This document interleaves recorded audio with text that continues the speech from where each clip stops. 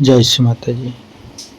परम पूज्य श्री माता जी ये ब्रह्म मुहूर्त ध्यान पर कृपा करके सारे देव देवियों के साथ पधारिए और सभी संतों को, सभी शुद्धात्मा को परम चैतन्य प्रदान कीजिए। हे देवी, हे भगवती देवी, कृपा करके ये सारे ब्रह्मांडों की सभी संतों को परम चैतन्य प्रदान कीजिए। परम पूज्य श्री माता जी कृपा करके आप हमारे हृदय पर आइए और आपकी श्री चरण की शीतलता प्रदान कीजिए। माँ परम पूज्य श्री माता जी आपके श्री चरण कमल पर कोटि कोटि नमन। कुंडली उठा के बंधन लेंगे।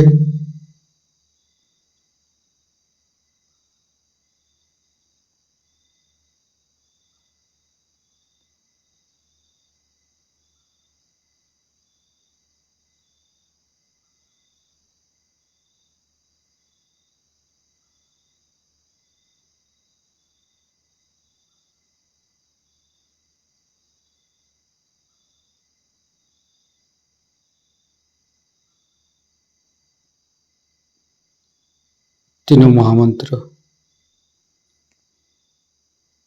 ओम तमेव साक्षात श्री महालक्ष्मी महासरस्वती महाकाली त्रिगुणात्मिका कुंडली साक्षात श्री आदिशक्ति माता जी श्री निर्मला देवी नमो नमः। ओम तमेव साक्षात श्री कल्की साक्षात श्री आदिशक्ति माता जी श्री निर्मला देवी नमो नमः। ओम तमेव साक्षात श्री कल्की साक्षात श्री सहस्रार स्वामिनी मोक्ष प्रदायिनी माता जी श्री निर्मला देवी नमो नमः। गणेश मंत्र। ओम तमेव साक्षात श्री गणेश साक्षात श्री आदिशक्ति माता जी श्री निर्मला देवी नमो नमः। दोनों हाथ खुला हुआ परम पूज्य श्री माता जी की बिंदी को देखते रहेंगे। संपूर्ण चित्त हृदय पर परम पूज्य श्री माता जी कृपा करके हमारे हृदय को स्वच्छ बनाइए। स्वच्छ हृदय कमलासन पर श्री चरण को स्थापित कीजिए। माँ परम पूज्य श्री माता जी हमारे हृदय में जो कुछ भी है आप ही का बना हुआ है। हमारी सांसें, हमारी रोम रोम आप ही का दिया हुआ। माँ परम पूज्य श्री माता जी आप ही ने तो हमें शुद्ध आत्मा स्वरूप बनाया। परम पूज्य श्री माता जी हमारे हृदय पर आइए और हमारी आत्मा को परमात्मा के साथ मिलाइए। परम पूज्य श्री माता जी आप ही तो दुर्गा जी है, आप ही तो शिव जी है। कृपा करके दुर्गा जी की शक्ति और शिव तत्व हमें प्रदान कीजिए। माँ परम पूज्य श्री माता जी हम अज्ञानी है, हमारी अज्ञानता के बस में यदि आपकी शान के खिलाफ कोई गलती हुआ हो, कृपा करके क्षमा कर दीजिए माँ। संपूर्ण चित्त मूलाधार चक्र पर तीनों मूलाधार को देखेंगे। हे आदिशक्ति माँ, कृपा करके हमारे ऊपर कृपा दृष्टि प्रदान कीजिए। हमारे ऊपर प्रभु गणेश की शक्ति प्रदान कीजिए माँ। हे आदिशक्ति माँ, हम कभी अतीत में चला जाते हैं माँ, कभी भविष्य में चला जाते हैं। कृपा करके अतीत और भविष्य झूठा है माँ। कृपा करके हमें मध्य में स्थापित कर दीजिए माँ। परम पूज्य श्री माता जी, आप ही तो प्रभु गणेश है। कृपा करके हमारे तीनों नाड़ी, सातों चक्रों के अंदर समस्त दोषों को, समस्त रोगों को, समस्त बाधाएं दूर कीजिए माँ। संपूर्ण चित्त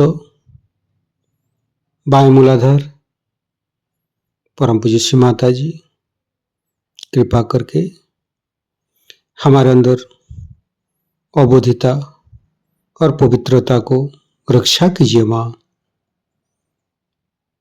निर्मल गणेश की मंत्र लेंगे। ओम तमेव साक्षात श्री निर्मल गणेश साक्षात श्री आदिशक्ति माता जी श्री निर्मला देव्ये नमो नमः। बाएं हाथ श्री माता जी की तरफ, दाहिने हाथ धरती पर। परम पूज्य श्री माता जी हमारे बाएं मूलाधार में समस्त दोषों को, समस्त बाधाएं को ये दाहिने हाथ तले होते हुए धरती पर विलीन कर दीजिए माँ।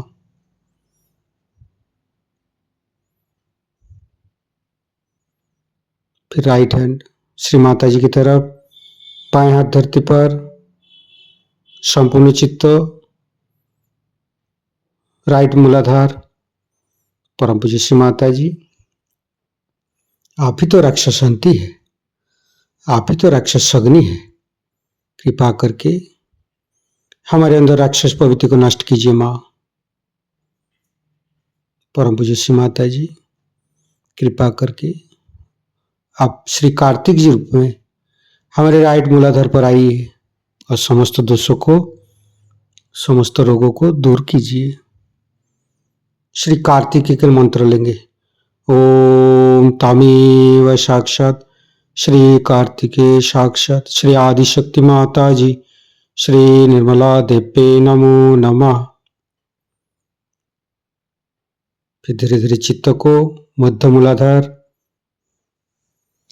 परम पूज्य श्री माता जी, कृपा करके हमारे अंदर दया कीजिए, कृपा कीजिए, हमारी क्षमा को स्वीकार कीजिए। परम पूज्य श्री माता जी, कृपा करके हमारे मध्य मूलाधार पर आइए और मध्य मूलाधार के अंदर समस्त दोषों को दूर कीजिए माँ। हे आदिशक्ति माँ, आप ही तो गौरी माता है। कृपा करके हमारे मध्य मूलाधार पर आइए। गणेश गौरी माता की मंत्र लेंगे। ओम तमेव साक्षात श्री गणेश गौरी कुंडली माता साक्षात श्री आदिशक्ति माता जी श्री निर्मला देव्ये नमो नमः।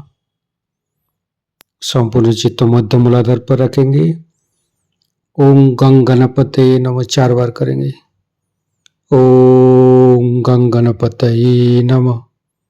ओम गंग गणपतये नमः। ओम गंग गणपतये नमः। ओम गंग गणपतये नमः। साक्षात श्री आदिशक्ति माता जी श्री निर्मला देव्ये नमो नमः। संपूर्ण चित्त मध्य मूलाधार पर रखेंगे। गणेश अथर्वशीष पाठ करेंगे। ओम नमस्ते गणपतये तमेव प्रत्यक्षं तत्त्वमसि तमेव केवलं कर्तासि तमेव केवलं धर्तासि तमेव केवलं हर्तासि तमेव सर्वं खल्विदं ब्रह्मासि तं साक्षादात्मसि नित्यं हरितं वच्मि सत्यं वच्मि अवतं माम् अववक्तारम् अवसोतारम् अवदातारम् अवधातारम् अवानुचानमवशिष्यम् अवपश्चातात् अवपुरस्तात् अवोत्तरातात् अवदक्षिणातात् अवचोदातात् अवधरातात् सर्वतो मां पाहि पाहि समन्त्रात् तं वाङ्मयस्तं चिन्मयो तं आनन्दमयस्तं ब्रह्ममयो स्तं सच्चिदानन्दादित्योऽसि स्तं प्रत्यक्षं ब्रह्मासि स्तं ज्ञानमयो विज्ञानमयोऽसि सर्वं जगदं तत्तो जयते सर्वं जगदं तत्तोत्तिष्ठति सर्वं जगदं त्वयि लयमस्यति सर्वं जगदं त्वयि पत्येति तं भूमिरापो नालो नीलो नमः स्तं चत्वारि वाक्पदानि स्तं गुणत्रयातीतो स्तं देहत्रयातीतो स्तं कालत्रयातीतो स्तं मूलाधारसितोऽसि नित्यं स्तं शक्तित्रयात्मक स्तं योगिनो ध्यायन्ति नित्यं स्तं ब्रह्मा स्तं विष्णुस्तं रुद्रस्तं इन्द्रस्तं अग्निस्तं वायुस्तं सूर्यस्तं चन्द्रमास्तं ब्रह्मभूर्भुवस्सुरं ज्ञानादिपूर्वमुच्चाय वर्णादि तदनन्तर अनुस्वारो परतरो अर्धेन्दुलोसितं तारेण ऋतं एतत्तव मनुष्यरूपं गकारो पूर्वरूपम् अकारो मध्यमरूपम् अनुस्वारो शान्तिरूपं बिन्दु उत्तररूपं नादं सन्धानं संहिता सन्धि शैषा गणेशविद्या गणकऋषिः निश्चित गायत्री छंद गणपतिर्देवता ओं गं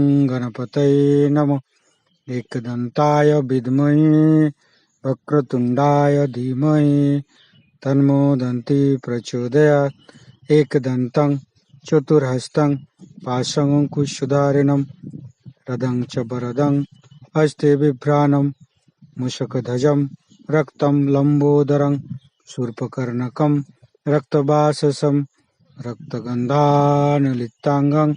रक्तपुष्पे सुपूजितं भक्तानुकम्पिनं देवं जगत्तारणमच्युतम् आविर्भूतं च सृष्ट्यादौ प्रकृते पुरुषोत्तरम् एवं ध्यायन्त्यो नित्यं स योगी योगिनो वर नमो बृहत्पतये नमो गणपतये नमो पमतपतये नमस्ते अस्तु लंबोदराय दन्ताय विघ्ननाशिने शिवसुताय श्रीवरदमूर्तये नमो नमः साक्षात् श्री आदिशक्ति माताजी श्री निर्मला देवी नमो नमः। धीरे धीरे चित्त को लेफ्ट स्वादिष्ठान राइट स्वादिष्ठान मध्य, फिर चित्त को राइट नाभि लेफ्ट नाभि मध्य नाभि, फिर तीनों हृदय तीनों विशुद्धि फ्रंट आज्ञा बैक आज्ञा। परम पूज्य श्री माता जी हमारे अंदर अहंकार पति अहंकार को दूर करके हमारे ब्रह्मरंध को खोल दीजिए माँ। संपूर्ण चित्त ब्रह्मरंध पर सिर के तालु भाग दोनों हाथों पर सिर के तालु भाग पर परम चैतन्य अनुभव करते हुए मध्य मूलाधार के साथ सहस्त्रार को जोड़ेंगे।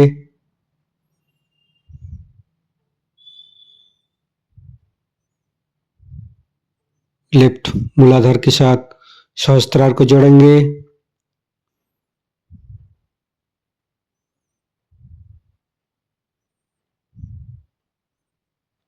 राइट मूलाधार के साथ सहस्त्रार को जोड़ेंगे।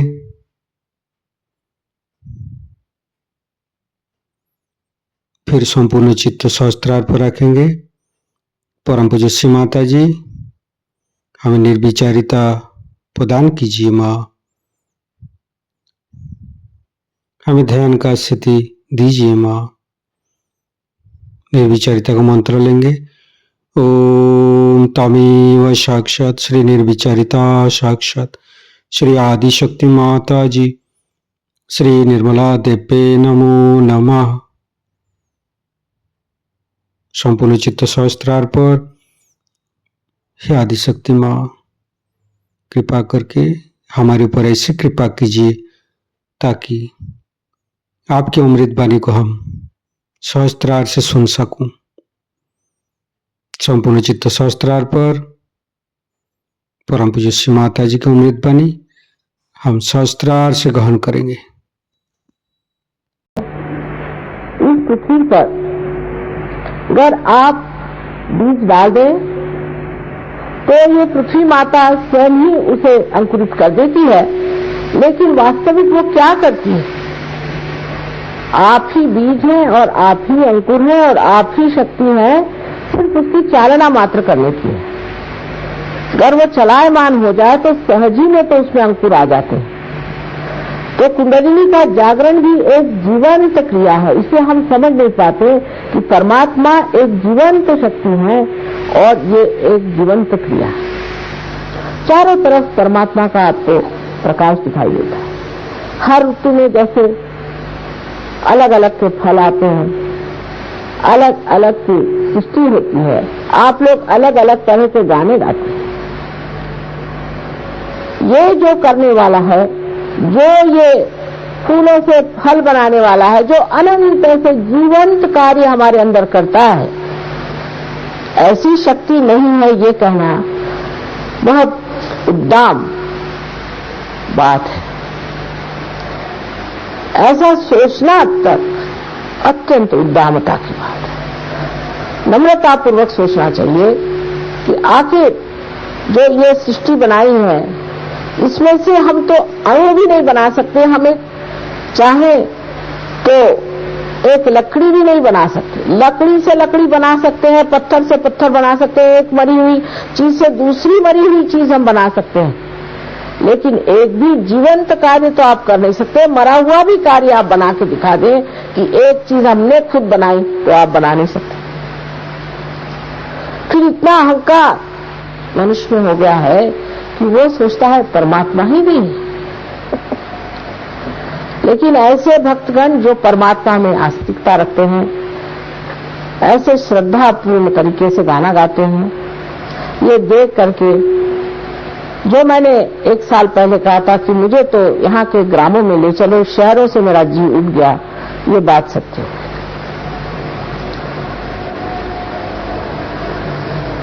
आज श्री कृष्ण ही की बात कहेंगे, क्योंकि आपके यहाँ श्री गोविंद जी का इतना सुंदर मंदिर है। श्री कृष्ण जी ने किस तरह से सहयोग किया था। जब वो छोटे से थे तो गोपियों को छेड़ते रहते थे। जब वो घघरी भर के अपने सर पे चलती थी तो उसको कंकड़ मार के तोड़ देती। ये उनकी लीला जो थी, ये जो चुहल थी, इसके पीछे में बहुत बड़ा कार्य था। उस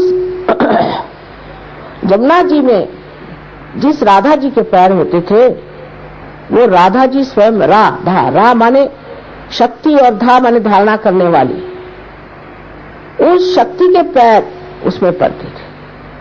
उसका पानी ही गंगा जल जैसे पवित्र हो गया, उसमें चैतन्य आ गया। वो पानी भर के जब गोपियां चलती थी तो उनके कंकड़ मार के जो पानी उनके पीठ पर गिरता था, उससे उनकी कुंडलिनी जागृत करते थे। इसीलिए उनको लीलाधर कहते। जब रा माने शक्ति और स उसके सहित, शक्ति के सहित जब वो नृत्य करते थे तब भी उनके अंदर से चैतन्य बह करके सबके अंदर जाता था और उनकी कुंडलिनी जागृत होती थी। उस जमाने में न तो ऐसी पब्लिक थी, न ऐसे लोग थे जो बैठ करके किसी के भाषण सुनते, न ऐसी जनता थी जो परमात्मा के खोज में घंटों बैठ करके सुनती की चीज क्या है। मनोरंजन के साथ ही उन्होंने अपने लीला के साथ ही लोगों की कुंडलिनी जागृत की।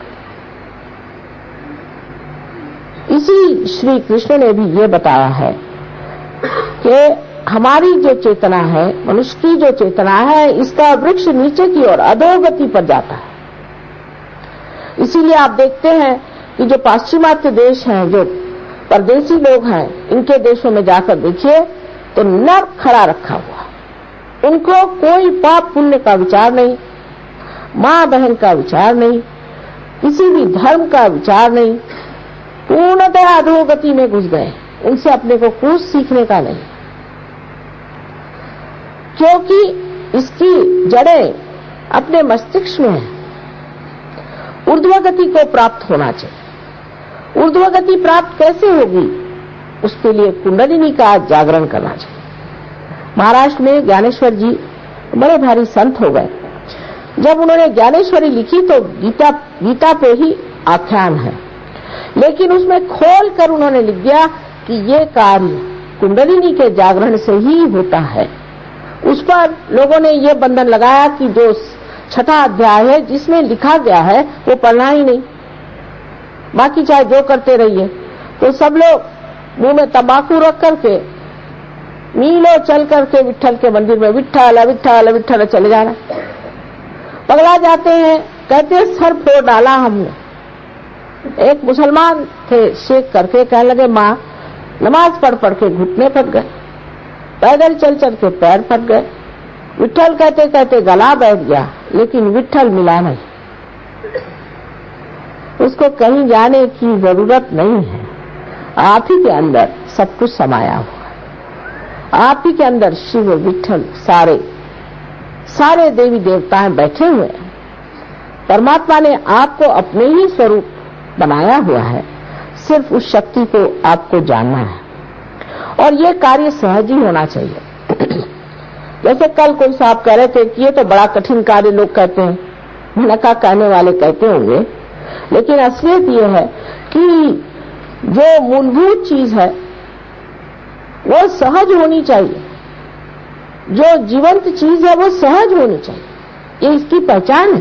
कल अगर आपको श्वास लेने के लिए किसी गुरु को बनाना पड़े और आपको जाकर के किताबें पढ़नी पड़े तो कितने लोग जीवित रहेंगे। इसी प्रकार ये एक जीवंत क्रिया है, सहज। सह माने आपके साथ पैदा हुआ, ऐसा ये योग का आपका जन्म सिद्ध अधिकार है, लेकिन उसको प्राप्त होने के लिए एक नम्रता चाहिए कि हमने अभी तक इसे प्राप्त नहीं किया, इसे हमें प्राप्त करना है बस। उसके बाद ये कुंडलिनी जो कि त्रिकोणाकार अस्थि में सुप्तावस्था में है, आप जागृत होकर के आपके ब्रह्मरंध्र को छेदन कर देते। श्री आदि शंकराचार्य ने शुरुआत में एक बड़ा सुंदर विवेक चूड़ामणि नाम का ग्रंथ लिखा था। उसके बाद उनके अनेक इस तरह के ग्रंथ हुए। अंत में वो थक गए क्योंकि एक शर्मा नाम के बड़े भारी विद्वान थे, उन्होंने उनसे बहुत वाद विवाद किया। वो तंग आ गए, इन बुद्धिमान लोगों से कैसे बताया जाए कि तुम्हारे बुद्धि में प्रकाश ही नहीं, तुम बात क्या कर रहे हो हवाई। अंत में उन्होंने सौंदर्य लहरी नाम का एक बड़ा सुंदर ग्रंथ लिखा है जिसमें सिर्फ मां की स्थिति लिखी है और हर श्लोक जो है एक मंत्र है। उस मंत्र के जागरण से आपकी कुंडली जागृत होनी चाहिए। लेकिन ये सब चीज परमात्मा के शास्त्र के अनुसार है। ऐसे नहीं कि किसी ने आपको मंत्र दे दिया राम कहो राम कहो। नारद ने दिया हुआ मंत्र दूसरा होता है, लेकिन हर आदमी आता है कहता है तुम राम कहो। राम क्यों कहो पूछिए। राम का भी एक चक्र है, श्री राम का चक्र है। क्या आपका वो चक्र खराब हो गया है जिस वजह से कह रहे हैं श्री राम को? हर एक चक्र पे एक एक देवी देवता बैठे हुए हैं। जो इसे जानता है और समझता है उसी को ये कार्य करना चाहिए। जिस वक्त कुंडलिनी का जागरण हो जाता है तो ये षट चक्रों को छेदती हुई ब्रह्मरंध्र को छेदती है और सर में से ठंडी ठंडी हवा, आपके अपने सर में से ठंडी ठंडी हवा, जिसको श्री शंकराचार्य ने सलीलम सलीलम ठंडी ठंडी हवा कहा। जितने भी धर्मों कि आप पुस्तक पढ़िए, जितने भी धर्म हो गए सब धर्मों में इसका वर्णन है कि आपका फिर से जन्म होना चाहिए। ब्राह्मण को भी द्विजय कहा गया है, माने जिसका फिर से जन्म हुआ, माने कोई झूठ मूठ का जन्म नहीं होता है, असलियत का जन्म है। माने ये कि आपका ब्रह्मरंध्र छेद करके कुंडलिनी का जब जागरण होता है तो आपका दूसरा जन्म होता है कि आप आत्मा स्वरूप हो जाते हैं। इस जीव का शिव से जब योग घटित होगा तभी वो योग होता है। वो कुछ कहने से कि हम योगी हैं, आप योगी नहीं हो जाते। आप योगी हैं तो आपके अंदर शक्ति क्या है? लोग हैं पैसे के लिए दौड़ते, क्या परमात्मा को पैसा वैसा कुछ समझ में आता है क्या? हम देहातों में जाते हैं, लोग हमें 10 पैसे देंगे, 25 पैसे देंगे, हमने कहा भाई हम पैसा नहीं लेते, अच्छा 1 रुपया ले लो। उनकी समझ में नहीं आता है कि परमात्मा का पैसे से कोई संबंध नहीं है। आप पृथ्वी माता को अगर पैसा दे तो तब क्या वो बीज उगाती है? वो तो अपने स्वभाव से ही उस कार्य को करती है, उसका कोई लेना देना बनता नहीं, ये उसका स्वभाव। जिस स्वभाव में वो बैठी हुई है उसी स्वभाव से कार्यान्वित है। क्या आप सूर्य कुछ पैसा चढ़ाए तो क्या सूर्य को पैसा लेना आता है? वो अपने स्वभाव से कार्यान्वित है। इसी प्रकार कुंडलिनी का जागरण भी हमारे स्वभाव से ही होता है, उसमें आपका हमारा देना लेना नहीं बनता। आपकी जो शक्ति है वो आपके पास है, उसको निहित अवस्था में रखा हुआ है और अब उसको जागृत अवस्था में लाना है। बस ये सीधा सरल कार्य है, वो कोई कठिन काम नहीं। जब कुंडलिनी का जागरण होता है तो जब वो 6 चक्रों में से गुजरती है तो इन्हीं चक्रों में से ये सूक्ष्म चक्र हमारे अंदर में है, ये जब जागृत हो जाते हैं, इनके अंदर जब देवता जागृत हो जाते हैं तो सबसे पहले हमारी तंदुरुस्ती ठीक हो जाती है। अब बहुत से लोग हैं, उनके ये गुरु है वो गुरु है, तंदुरुस्ती इतनी खराब, मेरे पास आते ठीक होने की। मैंने कहा भाई एक माँ के दृष्टि से मैं पूछती हूँ कि तुमने गुरु रख छोड़े तो किस दिन के लिए? कम से कम तुम्हारी तंदुरुस्ती तो अच्छी रखे।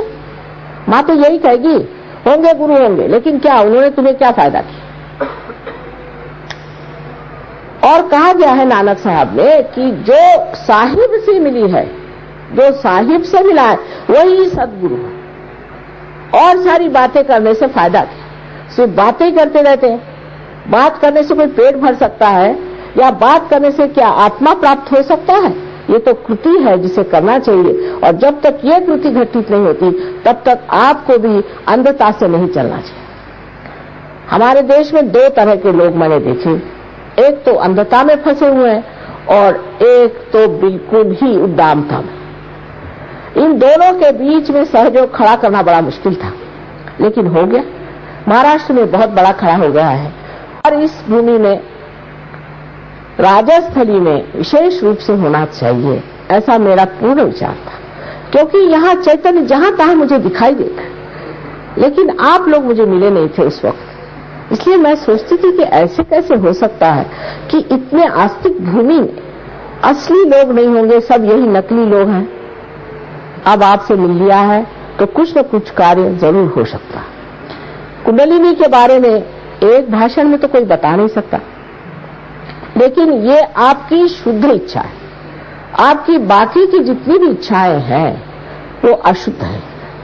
क्योंकि आज इच्छा हुई कि हमारे पास जमीन नहीं, फिर इच्छा हुई कि हमारे पास घर नहीं। कोई भी इच्छा पूर्ति होने से इच्छाएं पूर्ण नहीं हो जाती। दूसरी इच्छा आती, तीसरी इच्छा आती, चौथी इच्छा आती। ये तो अर्थशास्त्र इकोनॉमिक्स का बड़ा भारी सिद्धांत है कि पूरी इच्छाएं कभी पूर्ण नहीं होती। तो वो कौन सी चीज है जिसको प्राप्त करने से फिर कोई इच्छा ही नहीं रहेगा? वही शक्ति जिसे कि शुद्ध इच्छा कहना चाहिए।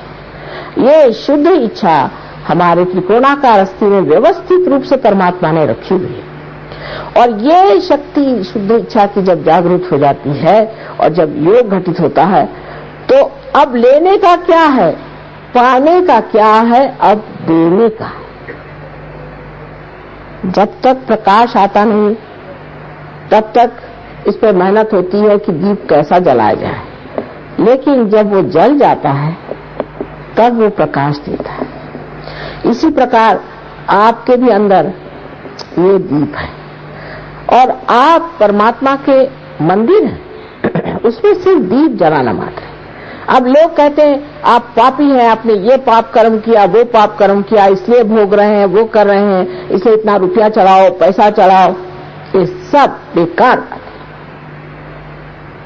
परमात्मा ने आपको मनुष्य स्थिति में ला दिया। पशु माने जो पाश में है उससे ला करके स्वतंत्रता में रख दिया है। अब स्व के तंत्र को जानना है। स्व का तंत्र माने अपने आत्मा का जो तंत्र है, उसे मात्र जानने से ही आप उस दशा में पहुंच जाते हैं जिसे हम योगी जन कहते हैं, जो परमात्मा के साम्राज्य में बैठे। पर योगियों के बारे में भी अपनी कल्पनाएं खूब सारी बनी हुई हैं कि जो घर द्वार छोड़ करके संसार से भागा पलायनवाद कर रहा है। भागना क्यों? हमारे यहाँ जितने साधु संत हुए सब घर द्वार में बैठे थे। किसने शादी नहीं की थी? क्या श्री राम ने विवाह नहीं किया था कि श्री कृष्ण ने विवाह नहीं किया था? संसार में रह करके ही परमात्मा को पाना है। इससे भागने वाले कभी परमात्मा को नहीं पा सकते। भगेड़ू लोगों को क्या मिल सकती है शक्ति? अगर शक्ति होती तो भागते क्यों? इसमें कोई भी चीज ऐसी नहीं है जिसे आपको छोड़ना है, लेकिन जो चीज अपने चेतना के विरोध में बैठती है वो अपने आप छूट जाएगी। मैं बताऊंगी नहीं, बस इस गली में आप आ जाइए, अपने आप सब बातें छूट जाएंगी। मुझे कहना नहीं पड़ेगा, मैं कहूंगी नहीं तो आधे लोग शायद उठ के ही चले जाए। अपने ही आप काम बन जाएगा। आपके अंदर जब ये टिमटिमाता हुआ दिया आ जाएगा, आप खुद ही देख लेंगे, आप स्वयं शक्तिशाली हो जाएंगे और आप स्वयं अपने गुरु हो जाएंगे और आप जान जाइएगा कि ये चीज क्या है, क्योंकि आपके हाथों से ही चैतन्य बहना शुरू होगा। ये जो सर्वव्यापी चैतन्य शक्ति है जिससे सारे जीवंत कार्य संसार में होते हैं, वो पहली मर्तबा वो सूक्ष्म शक्ति आपके हाथ में लगेगी और आप आश्चर्यचकित होंगे कि माँ ये क्या शक्ति है। अब बस इतना बताना है कि अगर इस उंगली में जलन हुई या इस उंगली में ठंडक आई या इस उंगली में कुछ हुआ तो ये कौन से चक्र है। इस तरह से 5, 6 और 7 चक्र हमारे अंदर जो है वो इस हाथ में और इस हाथ में, इधर भावना और इच्छाएं और इधर शरीर और बुद्धि, जिसको कि हम कहते हैं कि कार्य शक्ति। तो इधर जो है इच्छा शक्ति है और इधर कार्य शक्ति है। ये दोनों शक्तियां के बीच में जो शक्ति है वो धर्म शक्ति है। इसका ये मतलब नहीं धर्म शक्ति का कि आप ढकोसलेबाजी करें। धर्म जो है वो हमारे अंदर का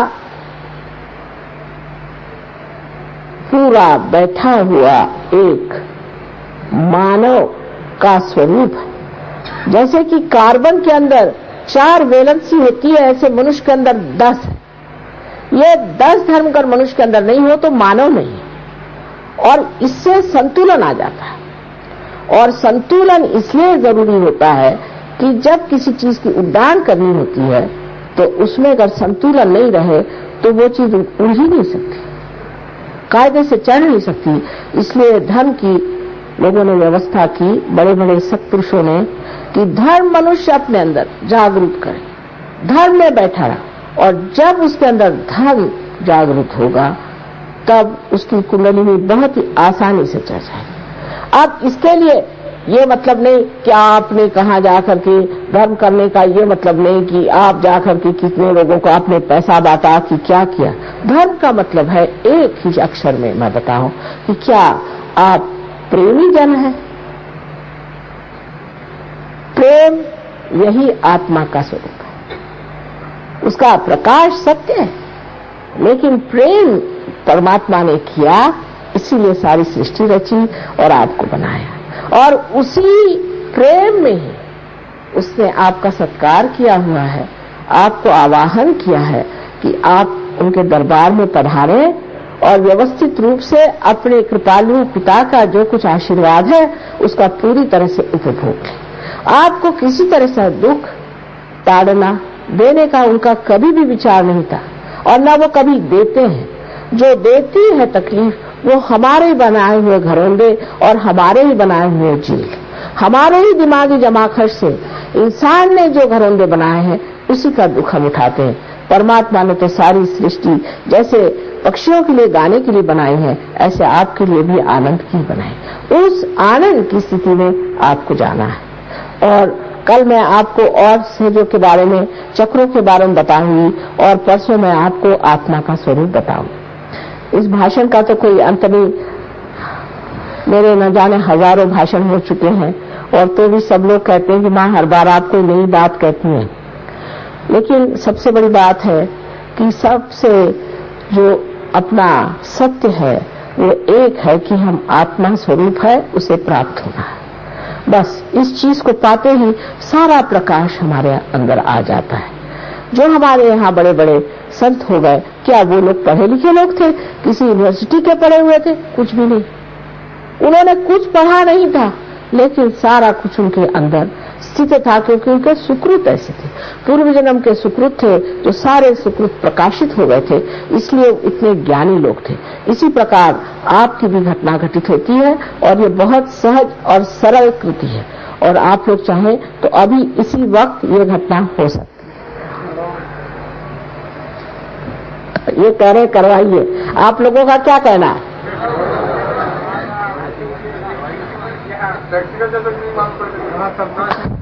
हाँ हाँ, प्रत्यक्ष ही होना है।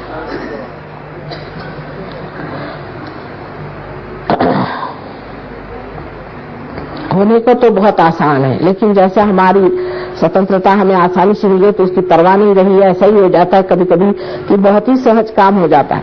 लेकिन अंकुरित होना बहुत आसान है, पर उसका वृक्ष बनाना आपके हाथ में है। इसीलिए अभ्यास करना पड़ेगा, थोड़ा सा उस पर ध्यान देना पड़ेगा कि अपनी कुंडलिनी को हम किस तरह से स्थित रखें। अगर ये आप सीख लें तो आप स्वयं एक से एक गुरु हो जाएं। तो इतना मुझे वचन होना चाहिए कि पार तो हम करा देंगे, लेकिन पार होने पे जमना पड़ेगा। थोड़ा जमने की व्यवस्था यहाँ पर हो जाएगी। उसके लिए कोई आपको मेहनत करनी नहीं, खास कोई विशेष बात नहीं है, बहुत सर्वसाधारण सी बात है, पर थोड़ा ध्यान देना पड़ेगा। और ये जानना चाहिए कि परमात्मा जैसे हैं वैसे हैं, उनको हम नहीं बना सकते। उनके बारे में हम नहीं कह सकते कि परमात्मा ऐसे ही होना चाहिए, इसमें ऐसा ही होना चाहिए, उसमें वैसा ही होना चाहिए। जो है सो उसे देखिए। जैसे कि एक साइंस का आदमी होता है, वो आंख खोल करके देखता है कि आगे क्या चीज है, इसी प्रकार परमात्मा को भी देख कर जानिए। ये नहीं कि हमारे बाप दादों ने कहा, हमने फलानी किताब में पढ़ा, ये बात नहीं। जो सत्य है उसका प्रत्यक्ष होना चाहिए। आशा है इस जयपुर में सहयोग बहुत जोरों से पकड़ लेगा और उसके बाद इसके ग्रामों में और इसकी छोटी छोटी जो बस्तियां हैं वहां मैं जा पाऊंगी। मैंने पहले ही दिन जब यहाँ आई थी तो कहा था कि इसके ग्रामों में मुझे ले चलिए, लेकिन शहर में ही इतने आस्तिक लोग हैं, बड़ा आनंद आया मुझे। अभी इसकी कृति हम लोग करेंगे, बहुत आसान, इसमें कृति है ये नहीं, बहुत ही आसान चीज। ठीक है, आपको कोई प्रश्न हो तो पूछ लीजिए, नहीं तो बाद में एकदम से कोई खड़े हो जाते हैं जबकि ध्यान होता है कि माँ ये क्या बात है। कोई प्रश्न हो तो पूछ लेना चाहिए, उसके बाद बीच में उठ करके खड़ा नहीं होना चाहिए। और ध्यान करने के बाद ये है कि आदमी शांत पूर्वक घर जाए, ये नहीं कि आप बीच में उठ के चले जाएं या ध्यान के वक्त एकदम से लोग उठ के चले जाते हैं। सब लोगों को करना चाहिए, एक 10 मिनट की भी बात नहीं है, 10 मिनट में ही अधिकतर लोग पार हो जाएंगे। और सब लोग विश्वास रखें अपने अंदर, अपने को निम्न न समझे, किसी तरह से न्यून न समझे, सब अपने अंदर विश्वास रखें। ये बहुत बड़ा समय है और इस समय में ये घटित होना ही चाहिए। आप हमारी ओर इस तरह से गले में अगर कोई गंदा डोरा पहना हो तो निकाल दीजिए, वो कभी कभी अटकाव करता है। गंदे डोरे अच्छे नहीं होते, किसी से लेना नहीं चाहिए। पैसों से ली हुई चीज कभी भी परमात्मा की हो नहीं सकती।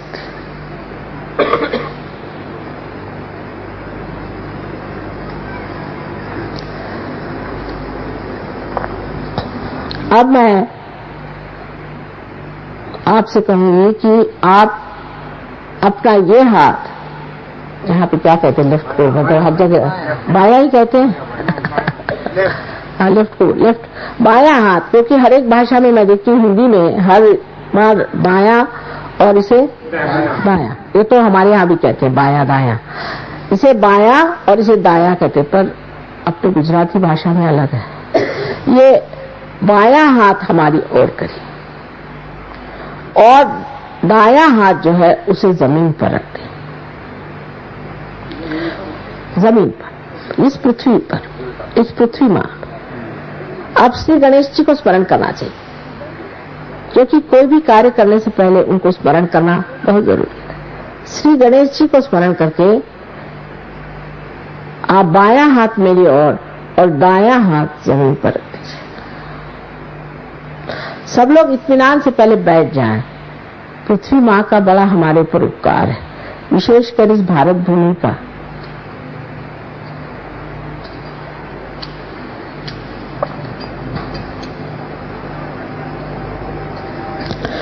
अब हम क्या कर रहे हैं कि हमारी जो इच्छा शक्ति है ये जड़ शक्ति है, उसको हम एक तरफ से चैतन्य दे रहे हैं और उसके अंदर की जड़ता जो है ये दाएं हाथ से पृथ्वी तत्व में छोड़ रहे हैं।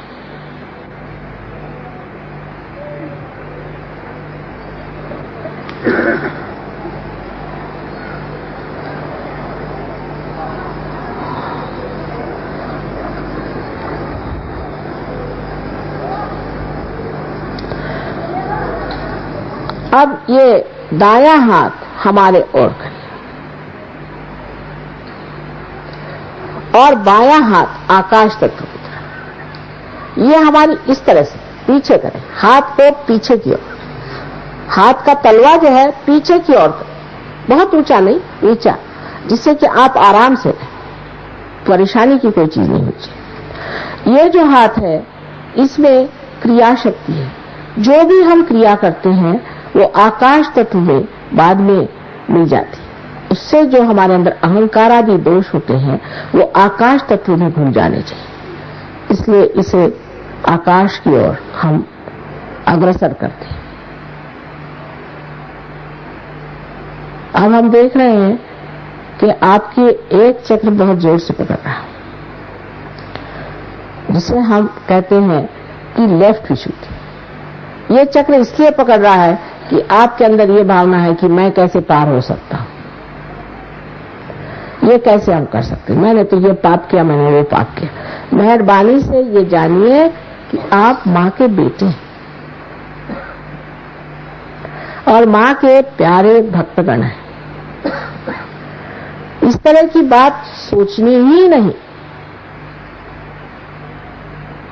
इस प्रकार की बिल्कुल बात न सोचिए।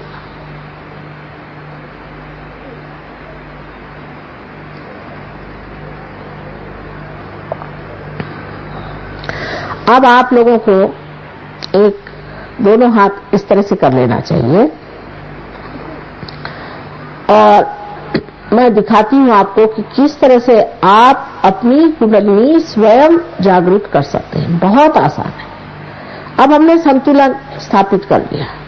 बहुत से लोगों के अभी ठंडक ठंडक हाथ में आ रही है, आइए अभी। अब देखिए कि इस बाईं ओर, क्योंकि हमारी इच्छा शक्ति है, इसके चक्रों को हमें इस दाएं हाथ से छूना है। सो ये किस तरह से? बहुत आसान।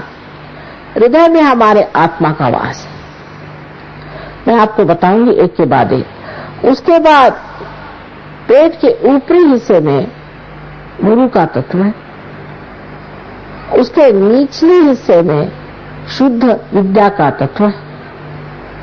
फिर ऊपर जाते वक्त इसी प्रकार जब आप यहां पर आ जाते हैं, ये विशुद्धि का चक्र श्री कृष्ण का है। सब सृष्टि उनके लिए लीलामय है, तो हम किस चीज का रोना लेकर बैठे हैं?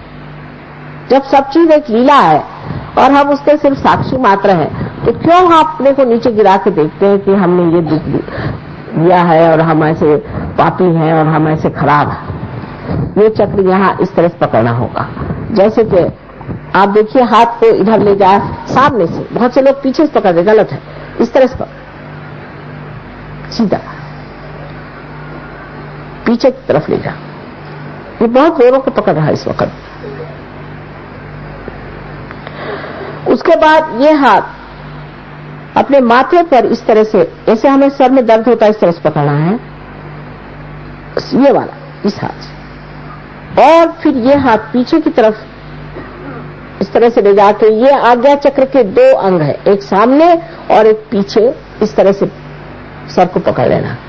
उसके बाद ये हाथ जो है इसको यहां पर ब्रह्मरंध्र पे इस तरह से, ये जो तलवा है इसको खींच करके बराबर बीचों बीच, ये सहस्त्रार है हमारा, ये हमारा सहस्त्रार है। उसके ब्रह्मरंध्र पे माने यहां जहां तालू है, जो बचपन में आपके यहाँ नरम सी हड्डी थी, उस जगह पर बराबर ये चीज लगा के दबा कर, और इसे इस तरह से 7 बार सिर घुमाना है दबाकर, इससे कि सर की जो त्वचा है वो घूमेगी, 7 बार घुमाना।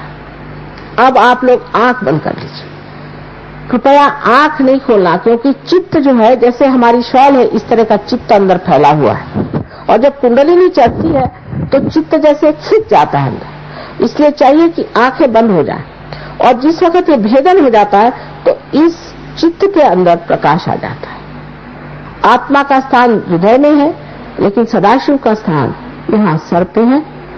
जिस वक्त उनके चरण छू जाते हैं कुंडलिनी से, तो आत्मा जागृत होकर के हमारे यहाँ से ठंडी ठंडी हवा आने लग जाती है, और हाथ से भी ठंडी ठंडी हवा आने लगती है।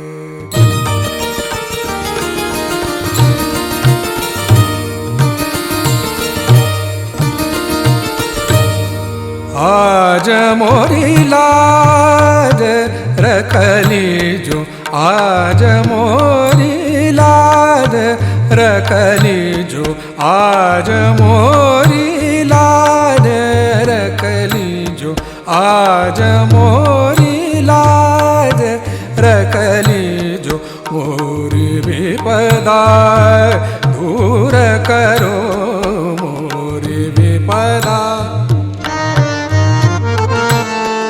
मोरी विपदा दूर करो, मोरी विपदा दूर करो, आज मोरी लाज रखली जो,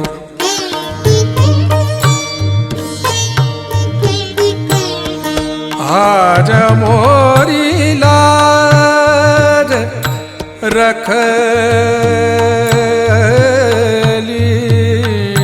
जो, आज मोरी लाज,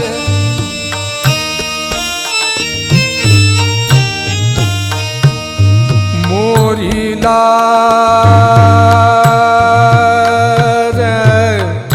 मोरी लाज, आज मोरी लाज रखली जो, मोरी लाज,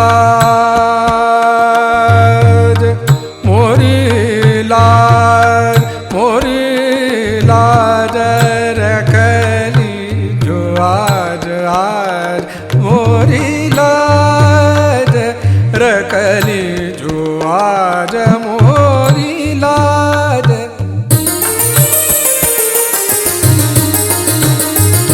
मोरी लाज, मोरी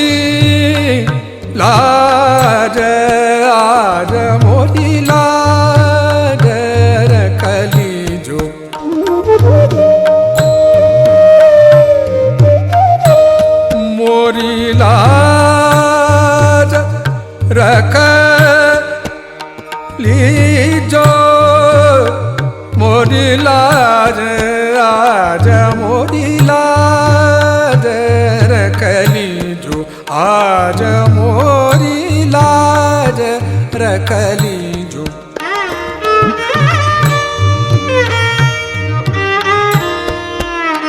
मोरी लाज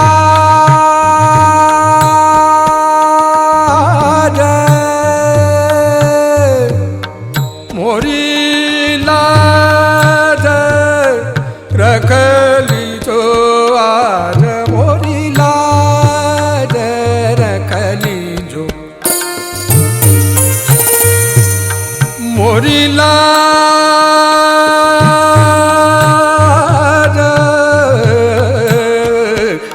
गौरी नंदन हे दुख भंजन।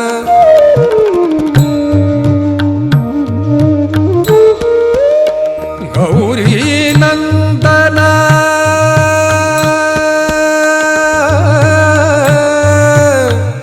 गौरी नंदन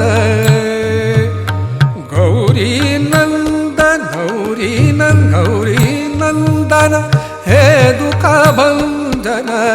गौरी नंदन हे दुख भंजन तुम ही आके धीर बंधाओ तुम ही आके धीर बंधाओ। आज मोरी लाज रख लीजो आज मोरी लाज रख लीजो। मोरी विपदा दूर करो मोरी विपदा दूर करो आज मोरी लाज रख लीजो आज मोरी लाज। ओम त्वमेव साक्षात् श्री गणेश साक्षात् श्री आदि शक्ति माता जी श्री निर्मला देवी नमो